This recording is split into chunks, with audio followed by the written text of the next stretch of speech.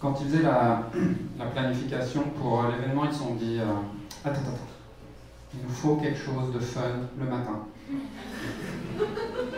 Et donc, on est là pour parler de système de design. Pourquoi tout le monde s'y intéresse et pourquoi les compagnies qui s'en privent peuvent passer à côté de belles opportunités. Bon, mais d'abord, est-ce qu'il vous faut un système de design? Disons, vous avez un nouveau produit. Vous devez communiquer sur ce produit. Vous faites un nouveau site. L'expression de marque est parfaite, c'est magnifique. On lance. Excellent retour des utilisateurs. Félicitations, bravo. Mais là, 3 mois plus tard, ça commence à se complexifier un petit peu. Il y a un nouveau produit, un nouveau service. Il faut communiquer là-dessus. Mais là, c'est une autre équipe de design qui crée le site. Et le micro ne marche pas. Ah. Ouais, je crois qu'il n'y a pas de batterie. Donc, hey, approchez-vous, hein. Il y a beaucoup de place ici, hein. Comme ça, le micro, c'est pas grave. Venez. Non, mais on peut parler plus fort. On peut parler plus fort, c'est tout. Non, avec qui tu me regardes, on recommence ça. Ouais. Il n'y a pas de batterie. Bon, enfin, on va parler fort. Exactement. Est-ce que vous nous entendez? Oui. C'est bon? Ok, c'est assez fort. Adrien, check 1, 2, 1, 2. Check. Ok, donc là on disait, on a un nouveau produit à promouvoir, on lance un deuxième site, c'est une autre équipe de design qui le fait. Les fonctionnalités et les besoins sont différents, donc c'est normal de développer d'autres composantes de design pour faire ce site. Mais là, par contre, l'expérience de marque commence à être un petit peu teintée. Alors là, on perd complètement le contrôle. 6 mois plus tard, il y a une nouvelle initiative de marque qui est lancée, c'est fait par une agence. Les fonctionnalités et les besoins, encore une fois, sont différents, donc c'est encore normal de faire quelque chose de différent, mais l'expérience de marque devient déconnectée. Alors ça, c'est la tête des clients qui utilisent le site. J'ai vu une expérience complètement décousue, et voilà. Bon, c'est sûr que j'exagère un petit peu, mais par contre, les exécutifs, eux, qui ont dépensé des milliers de dollars dans ces 3 sites, ben, c'est peut-être une expression à peu près semblable par contre. Et donc, comme ils disent dans Shark Tank, il doit y avoir un meilleur moyen. Voilà. Essayons de définir ce que c'est qu'un système de design. On a une première tentative de définir ça. Ça va être en fait une collection réutilisable de composantes, d'interfaces et de normes destinées à guider le design et le développement de sites, et tout ça à grande échelle. C'est là en français. C'est pas grave. Mais c'est mieux parce que ça enregistre. Non, c'est pas ici. Ouais, ça enregistre. Comment on enregistre? Donc, en fait, c'est une plateforme sur laquelle toutes les équipes impliquées dans la conception et le développement de sites peuvent documenter leurs éléments clés. Donc c'est une source de vérité. Maintenant on voit ici, on a l'équipe marketing, UX, UI, design, contenu et développement qui vont tous être réunis sur une même plateforme. Maintenant c'est vrai que dépendamment du besoin, les systèmes de design ne vont pas être aussi poussés que ça et on ne va pas forcément avoir toutes les équipes qui vont documenter leur travail sur la plateforme. Mais je dirais que les éléments de base, ça va être les éléments de l'identité visuelle, l'équipe de design et les règles de design et d'interaction. Et après, dépendamment des besoins, on peut rajouter des pages et des sections.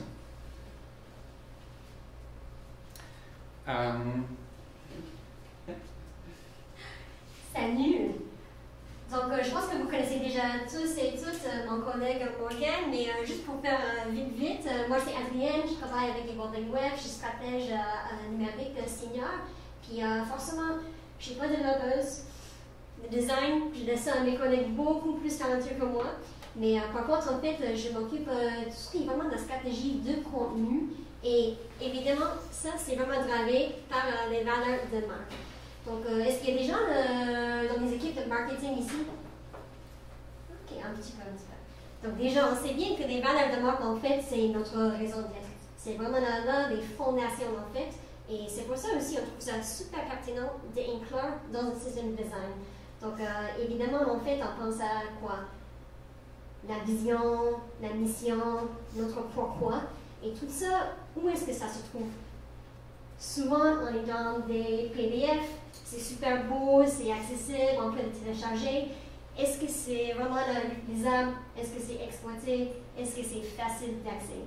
Donc, en mettant tout ça directement intégré dans le système de design, on peut quand même assurer un peu plus des chances en fait que nos rédacteurs, rédactrices, etc.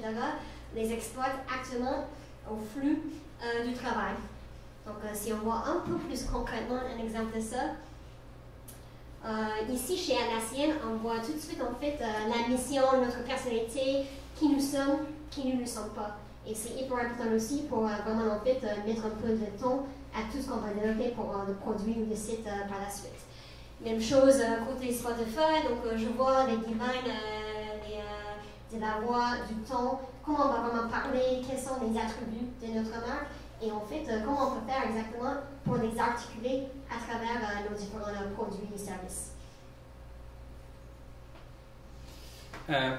Et c'est là qu'on va voir ensuite les éléments de l'identité visuelle.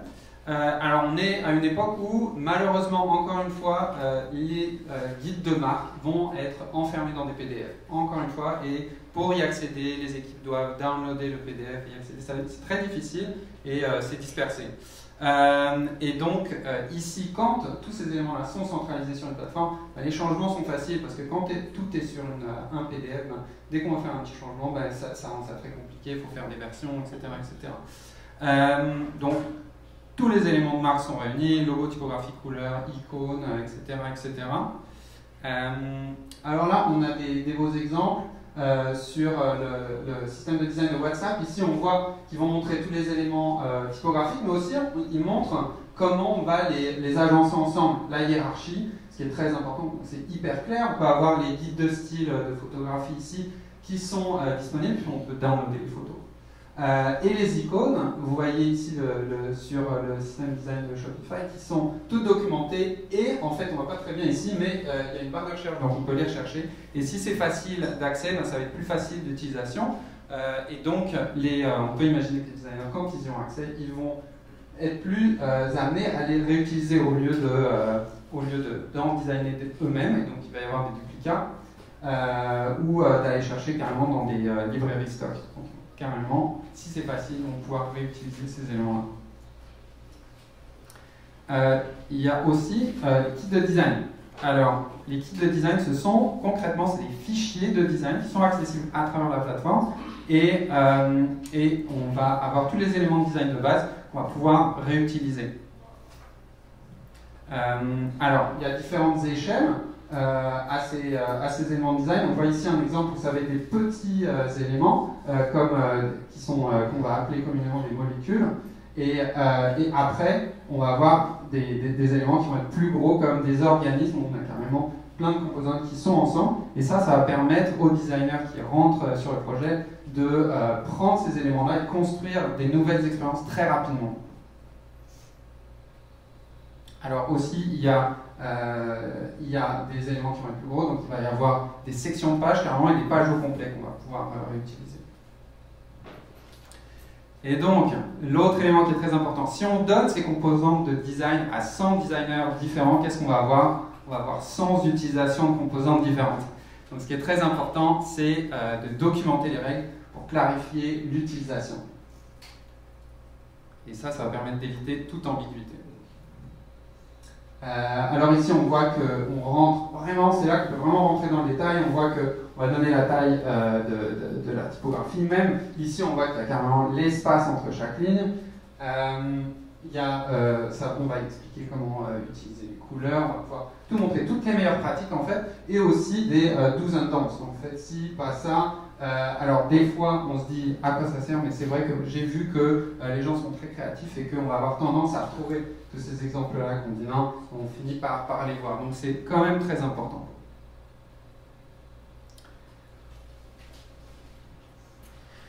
Ouais, donc au-delà en fait des équipes marketing, c'est aussi nos chefs d'équipe, des gestionnaires de contenu, des rédacteurs, rédactrices, UX ou autres, en fait, même les architectes d'info qui doivent aussi être impliqués dans la création. Parce que finalement, en fait, ça peut être super beau si ça veut rien dire, en fait, on n'est pas plus avancé.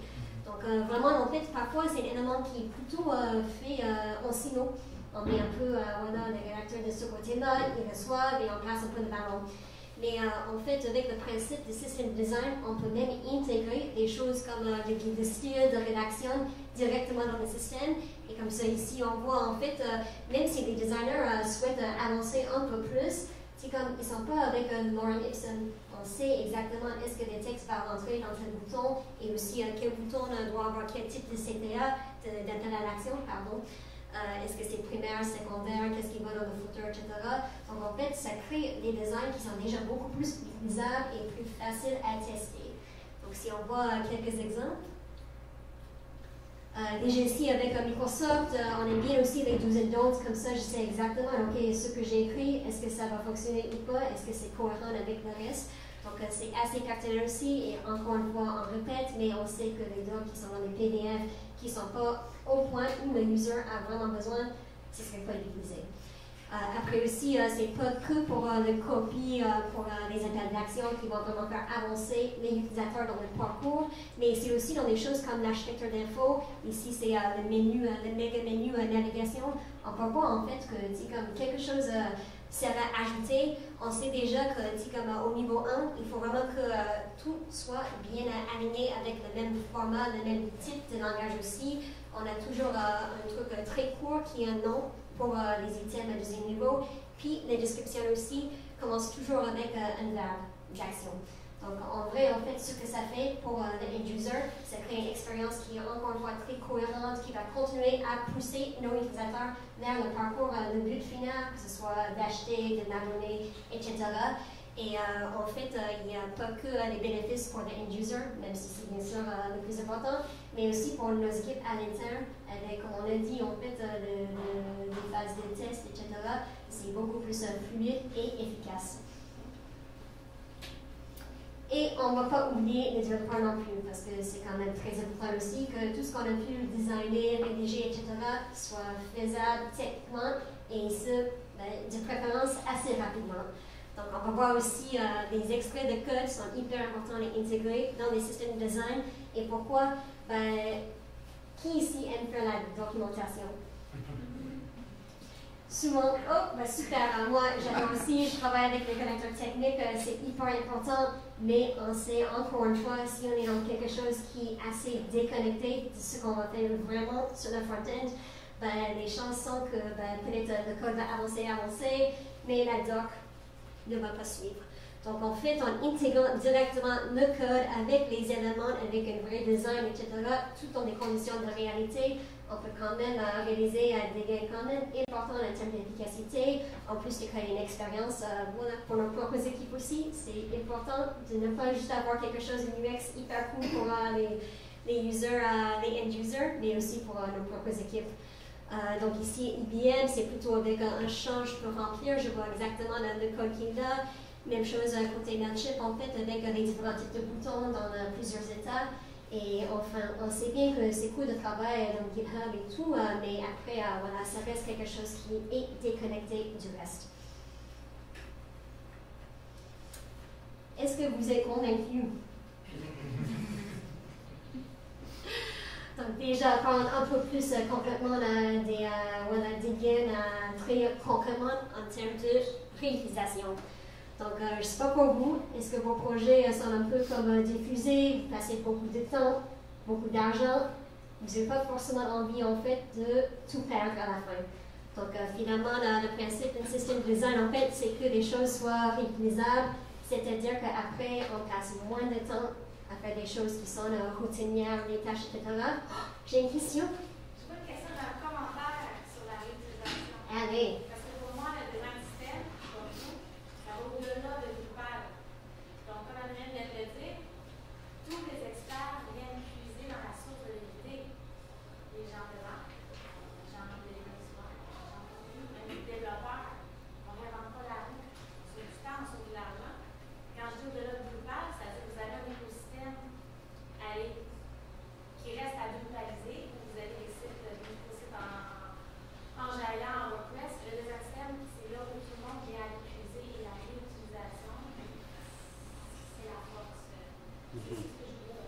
tout à fait. Merci aussi pour le rappel. En fait, en tant que source de vérité, qui va poser quand même des bases communes pour nos équipes.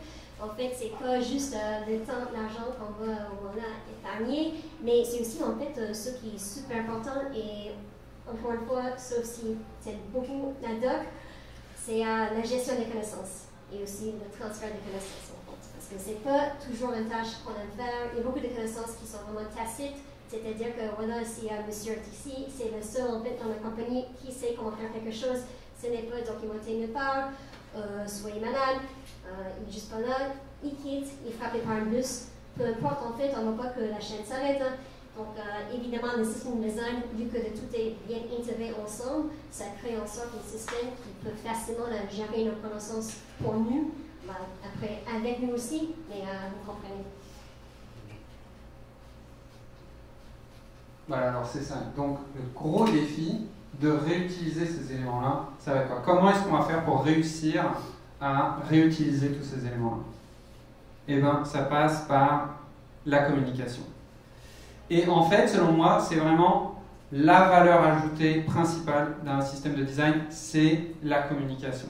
Parce que, comme on vient de le dire, en fait, c'est toutes les équipes qui vont être réunies sur une seule et même plateforme. Marketing, design, développement. Et donc, tout le monde a une visibilité sur le travail des autres. Ça a une valeur incroyable parce qu'on casse les silos, on construit des ponts. Et donc, ça permet vraiment de bâtir un langage commun pour une entreprise. Et ça a une valeur inestimable. On partage une vision tous ensemble. Et voilà. Et donc, ça facilite la compréhension et l'apprentissage. On peut prendre par exemple quelqu'un qui commence, un nouvel arrivant dans l'équipe, va tout de suite comprendre les éléments de marque et pouvoir rapidement créer des éléments. Donc, on va avoir une sorte de deuxième tentative de définir ce que c'est qu'un système de design. Ça va être une plateforme de communication qui permet la collaboration marketing, design et développement afin d'aider les équipes à travailler plus rapidement ensemble. Ok, mais par où est-ce qu'on commence? Donc, parce que c'est vrai qu'on ne peut pas tout inclure en fait dans un système de design. Ça peut être vraiment, submergent en fait de dire on va faire un système de design, on va tout mettre, ça va être la solution à tous nos problèmes, tout va être inclus là-dedans. C'est pas forcément possible. Donc, qu'est-ce qu'on va inclure? Comment est-ce qu'on priorise? Si on reprend l'exemple de nos 3 sites du début, là on a représenté les composants qui vont se retrouver sur les sites par des petits carrés de couleur. Et on voit que les composants qui sont sur les 3 sites, qu'on a montré au début, ne sont pas communes. Mais par contre, il y en a une qui est en commun. On a les composants qui sont représentés ici par les carrés bleus. Et donc, vu qu'elles sont en commun, vu que c'est un cas qui est récurrent, ça fait suffisamment mal pour qu'on puisse se dire que ben voilà, on va investir, on va l'inclure dans le système de design. Donc par exemple, voilà comment ça marcherait. Donc on reprend l'exemple du début, les 3 boutons qu'on avait, ça pourrait être un élément récurrent qu'on pourrait dire, bon, ça on va l'inclure. Donc ça devrait être simple, hein, c'est juste un bouton, après tout, un petit bouton bleu. Et donc, oui, mais en fait, il y a 5 étapes. Donc, par défaut, en hover, pressé, disable, focus. Et ils sont associés à des boutons secondaires, bien sûr. Alors là, on voit que ça commence à se décupler très rapidement. Ça, c'est sans parler des boutons tertiaires, fantômes, les liens. Et donc, voilà, il faut vraiment éviter de refaire ce travail au niveau design, au niveau développement aussi. Donc, une fois qu'on a fait ça, c'est vrai que c'est dommage d'avoir à le refaire à chaque fois. Et donc voilà. Moi aussi, je suis convaincue, hein, mais en vrai, comme Morgan a dit, peut-être justement, un système de design, c'est quand même un investissement plutôt conséquent. Par où commencer exactement, très concrètement aussi, qu'est-ce qu'il nous faut, hein? Donc, en fait, il faut surtout vous poser la question, qui êtes-vous, qui nous sommes, et où est-ce qu'on veut aller? Parce que finalement, en fait, un système design, ça peut valoir le coup si, en fait, voilà, vous avez une maturité suffisante et justement tous les facteurs nécessaires pour bien déjà designer, implémenter, mais après l'entretenir. Donc déjà, on peut penser sur ces 4 échelles-là, essayer de vous situer un peu. Et voilà, il n'y a pas de bonne ou de mauvaise réponse, mais quand même, ça peut aider à vous guider un peu dans le choix. Est-ce qu'on veut investir et si oui, à quel niveau? Donc déjà, le modèle d'affaires, en fait, est-ce que vous êtes une compagnie avec plusieurs produits quand même peut-être un peu différents, mais qui tiennent une marque en dessous qui doit être justement reconnaissable avec des éléments plutôt en commun? Ou est-ce que vous êtes plutôt une agence qui a beaucoup de clients différents? C'est normal, en fait, votre modèle d'affaires, c'est de créer des choses qui sont uniques, différentes pour chacun de vos clients. Donc, il y a très peu de choses qui sont partagées. Déjà en termes de ressources. Donc, pour faire tout ça, c'est très cool, mais ça prend quand même des personnes, l'argent et du temps. Donc, à quel niveau? Peut-être, voilà, vous êtes plutôt au niveau UX, UI, un peu de code, ça peut aller. Ou est-ce que vous avez vraiment même une équipe qui peut être responsable? Donc, vraiment une infrastructure qui est très robuste pour pouvoir soutenir les efforts. Après, le rythme de changement. Donc, déjà, comme Morgan a bien expliqué, ça peut aller assez vite et avec une complexité, avec plein d'éléments différents, des composants et tout ce qui vient avec, ça peut devenir vite ingérable. Après, est-ce que vous êtes une compagnie qui, voilà, en termes de changement, il n'y en a pas trop qui sont majeurs versus quelqu'un qui est vraiment, en fait, c'est important que vous soyez toujours à l'affût de nouvelles tendances et que vous changez, vous évoluez très, très rapidement à un point, en fait, où finalement, le système de design avec des composants partagés, ça pourrait faire un peu moins de sens à ce niveau-là. Et dernièrement, là, c'est toujours un peu plus compliqué parce que c'est des personnes, mais est-ce qu'on a vraiment un appui? Et veut pas, souvent, il faut que ce soit assez top-down, qu'on impose un peu ce changement-là, parce qu'on sait déjà si les équipes sont un peu résistantes, il y a certaines ici et là qui aiment bien faire des trucs dans leur coin, ils sont trop différents des autres, etc. Peut-être vous avez d'autres problèmes, hein?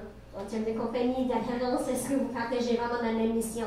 Mais veut pas, en fait, si cet appui est assez faible ou pas constant, vous n'êtes pas assez engagé dans le projet, versus quelque chose qui est fort et soutenu, le système de design est important, la valeur est déjà évidente, vous avez déjà un peu bâti le cas pour, et évidemment, vous avez beaucoup plus de chances de réussir.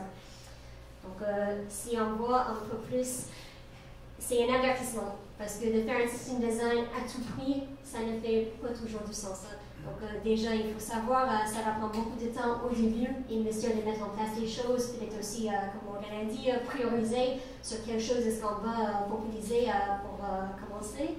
Après aussi, évidemment, ça prend de l'argent.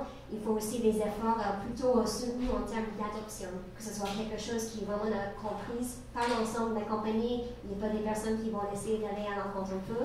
Donc l'adoption. Et après aussi, voilà, c'est malheureusement pas quelque chose qu'on peut faire une fois et dire super, c'est aligné. Enfin, il faut vraiment avoir, encore une fois, un investissement continu.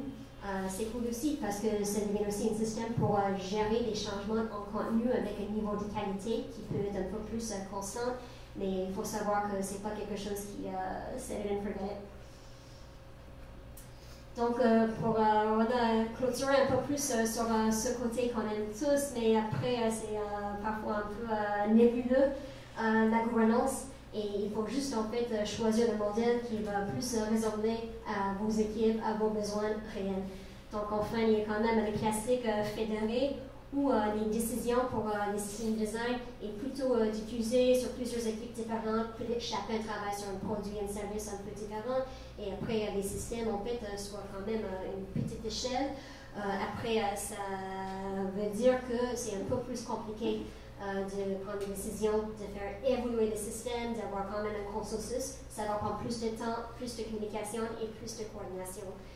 Versus quelque chose qui soit très très centralisé, c'est bien aussi, mais après il faut vraiment miser sur des processus plutôt forts en termes de réglementation, c'est quoi le workflow, le processus décisionnel pour pouvoir faire des changements et les propager partout.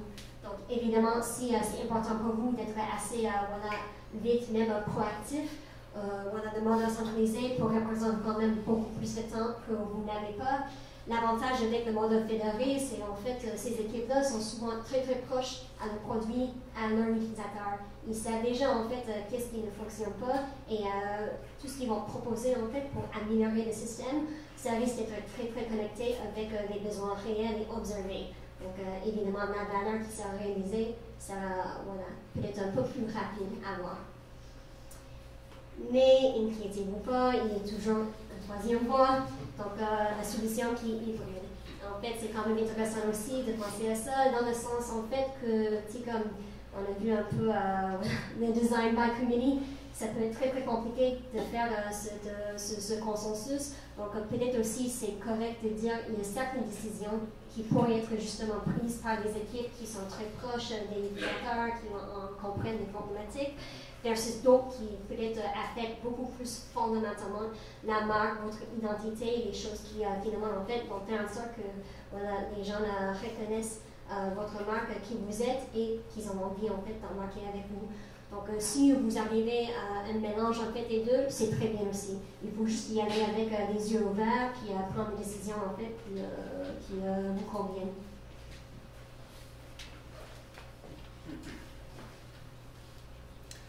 Ok, et donc, pour résumer, on voit que le système de design va créer une onde de choc qui va avoir des grands bénéfices à travers toutes les étapes de l'entreprise et de la création d'un site. D'abord, on va avoir les employés qui vont avoir une intégration très rapide, vont avoir une grande compréhension de la compagnie, des principes de marque et de design. Les équipes et les départements vont communiquer mieux ensemble, ce qui a donc une valeur inestimable. L'entreprise va pouvoir faire des économies d'échelle. La marque va avoir des expériences qui sont plus représentatives d'elle-même et une expérience unifiée de la marque. Et les clients, eh bien, quand ils ont une expérience unifiée, ben, ils développent des relations de confiance avec l'entreprise. Et donc, ça c'est vraiment une valeur incroyable. Mais pour moi, en fait, ce qui est le plus important, c'est pas forcément les buts qu'on accomplit quand on construit un système de design. Tous les buts, tout ça, ils sont vraiment importants. Mais ce qui va être plus important, c'est le type de compagnie qu'on devient à travers le processus de créer un système de design. Voilà. Merci.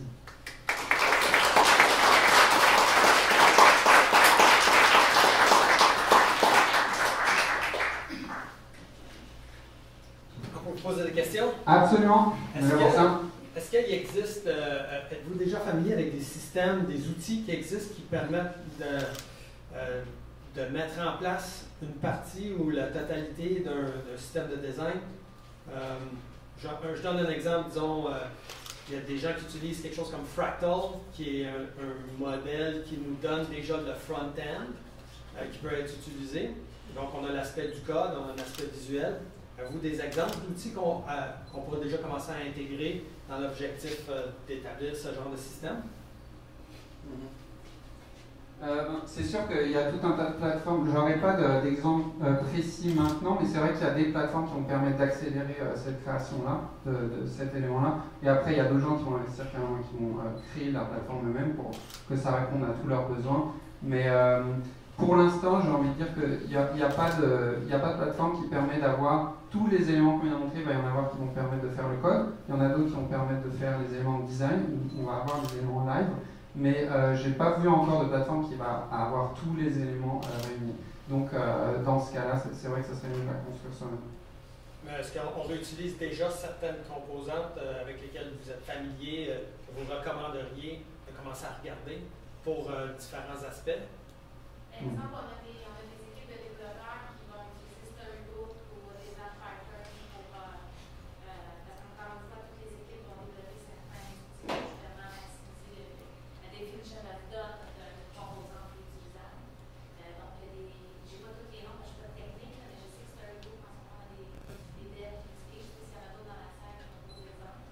On a travaillé avec des design systems. On a utilisé PatternLab, nous, dans le passé, à plusieurs reprises. Pour comme l'assemblage et la documentation du design system qu'un développeur peut consulter, il y a la documentation en même. L'interface, Storybook, l'interface est un petit peu plus moderne, je pense que PatternLab. Si vous êtes un designer et que vous avez le goût de, si vous ne savez pas trop par où commencer, évidemment, il y a plein de templates en ligne de design system. Mais ce qui est intéressant aussi, c'est qu'il y a le thème Claro de Drupal les gens qui ont travaillé dessus ont mis les Figma puis le design system de Claro en ligne.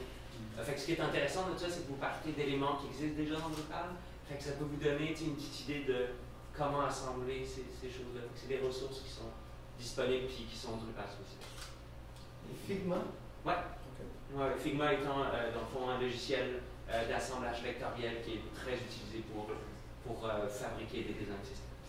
Oui, voilà, absolument. Donc, les fichiers Figma, ils ne vont pas être intégrés dans le design system, dans la plateforme du design system, mais ils vont être documentés et ils vont être liés. Donc, on va avoir les composants qui vont être là, et puis il va y avoir des liens, et on va y avoir accès très rapidement.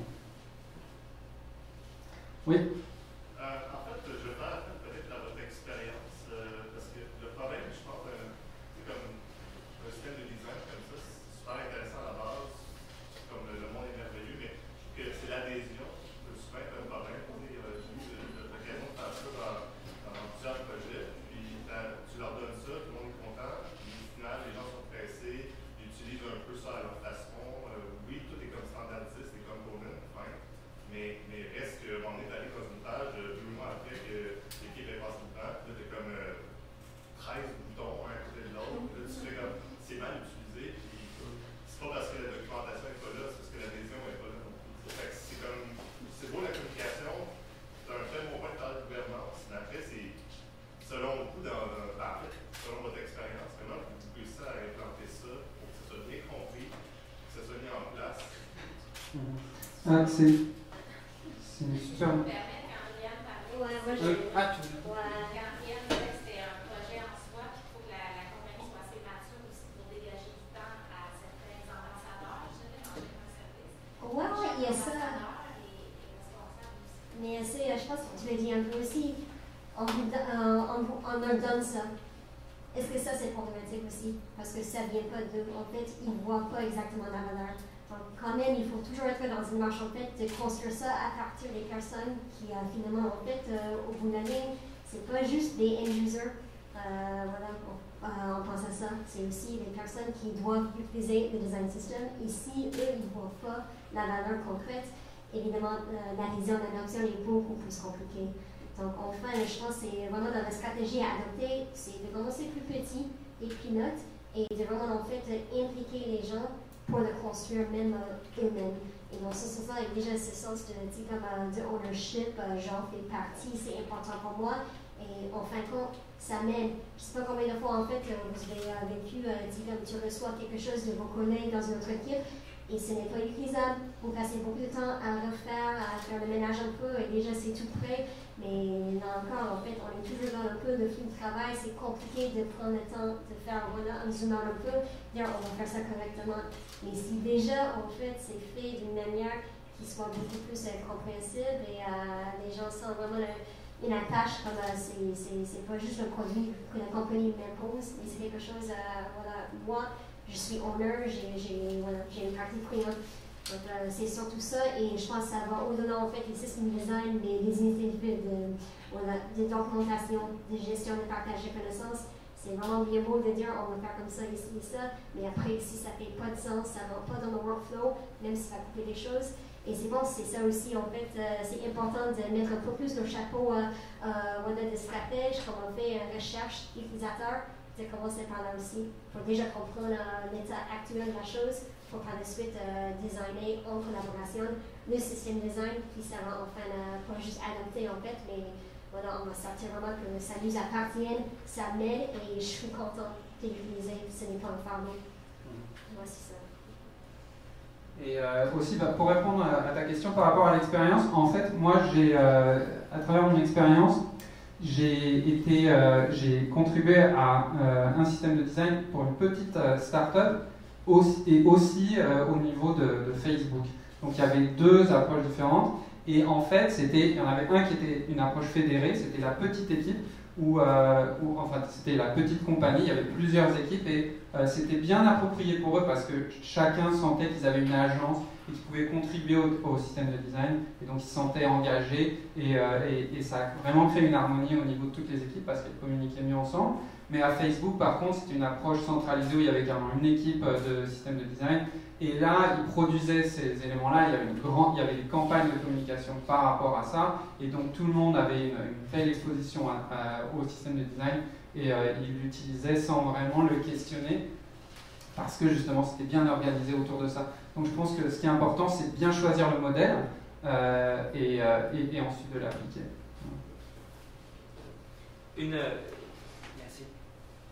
Une des observations que j'ai faites, des fois où ça a très bien fonctionné versus des fois où ça a moins bien fonctionné, il faut que ce soit intégré dans comme le processus de gestion de la qualité. Fait que mettons, quand on parle de juste techniquement, quand on parle de code, ben, on se fait des pull requests, des code reviews, des choses comme ça, mais il faut que ça existe aussi dans comme la validation de comment les components sont fabriqués en amont, puis pas que ce soit tard dans le processus. Fait qu'il faut que l'équipe qui s'occupe de la gestion de la qualité soit mobilisée autour de ça. Puis, il faut aussi que les personnes qui sont accountable de maintenir le design system, que ce soit les UI designers, tout ça, soient impliqués dans ce volet de gestion de la qualité-là. Parce que si c'est juste comme un document qu'on se passe de main en main, c'est là que les équipes ne se sont pas mobilisées. Fait, voilà.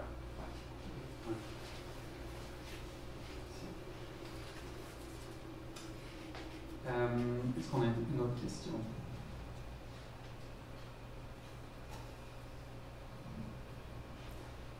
Est-ce que vous utilisez les systèmes de design? Vous êtes à quel point dans votre voyage dans cet univers? Voilà. Mais nous, on utilise effectivement un design système, là, juste pour mettre en contexte. En fait, on est l'Université Laval, puis on a développé des solutions web pour l'ensemble de l'écosystème de l'université, donc faculté, département, services, unités.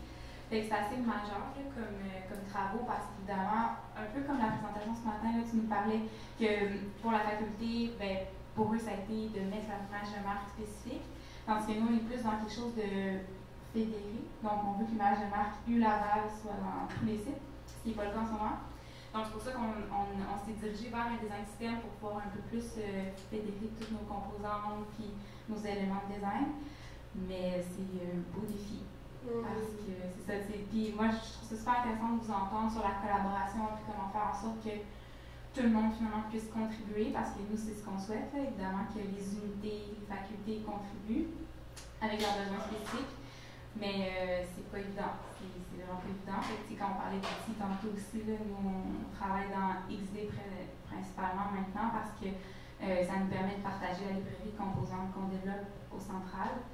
Puis il y a aussi certains éléments plus techniques qui sont présentés, mais on voit les limites aussi de XD en ce moment dans notre processus. Donc on est en réflexion, mais c'est vraiment bien. Je pense que c'est bienvenu là, pour une université ou une grosse organisation comme ça d'essayer de se regrouper à quelque part tout le monde. Voudrais-tu mentionner les limites que vous rencontrez chez XD? Ben c'est surtout dans le pas. Maxime pourrait aussi en parler parce que lui il est plus dans l'équipe de développement. Là, moi je suis responsable des solutions. Donc j'essaie de coordonner les différentes équipes, design, tout ça. Nous ce qu'on a comme limite en ce moment c'est vraiment dans le partage. Parce que oui, on peut partager le document, mais c'est pas super agréable de travailler tout le monde en même temps dans le document.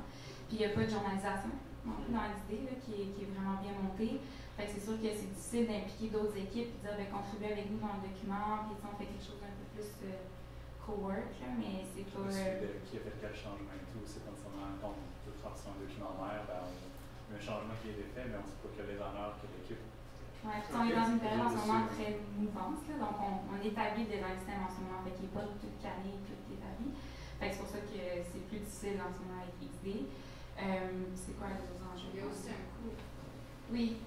Parce que chaque utilisateur qui veut utiliser XD doit avoir une licence. Alors que par exemple, avec Figma, un développeur qui ne peut pas utiliser Figma peut aller dans l'outil et aller commenter les trucs qui vont avoir été faits par les UX. Oui, il va avoir un accès de vue seulement. Oui. Il y a quand même une meilleure gestion aussi. Oui, nous, on a une licence organisationnelle, fait que c'est sûr qu'on a quand même un bon paquet de licences. Mais oui, c'est un coût, effectivement. Puis c'est pas tout le monde qui est habilité non plus à travailler avec XD et bien faire les choses dans XD. Donc, oui, Figma, c'est vraiment une alternative. C'est juste que la transition est à faire. Merci pour le partage.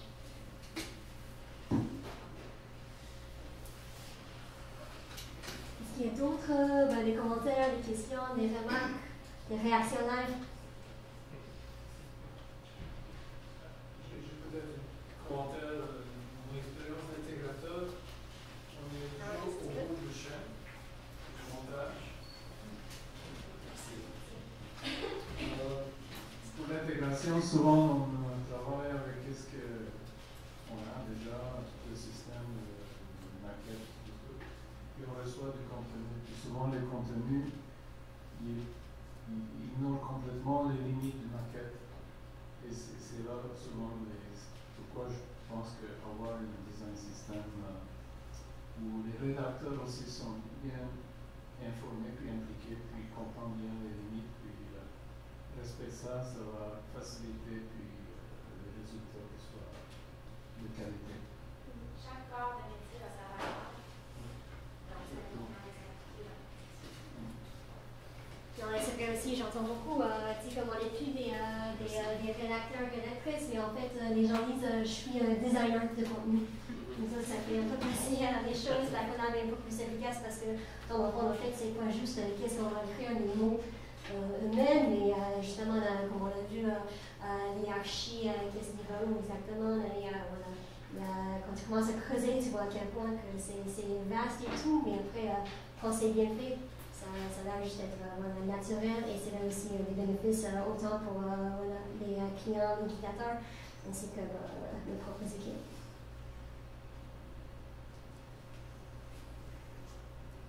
Déjà, merci beaucoup. Je pense que on peut se diriger tranquillement pour la suite de la journée. Mais déjà, vraiment, merci beaucoup de votre présence ici. Puis, bon événement.